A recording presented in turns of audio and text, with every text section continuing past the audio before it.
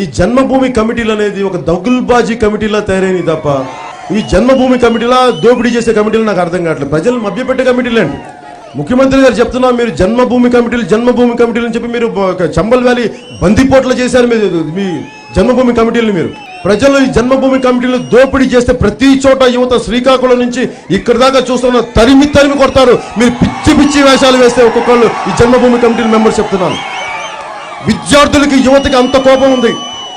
ఆడపడుచులకి చొక్కా తీసుకొని కారం కొట్టాలంత కోపం చూశాను మహిళల్లో నేను, జన్మభూమి కమిటీలు చేసే దోపిడీల వల్ల, అరాచకం వల్ల.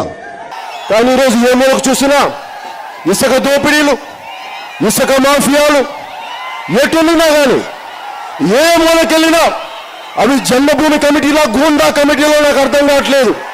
అవి జన్మభూమి కమిటీలా దోపిడీ కమిటీలా అవి జన్మభూమి కమిటీలా వ్యవస్థను నిర్వీర్యం చేసే కమిటీలో నాకు అర్థం కావాలి.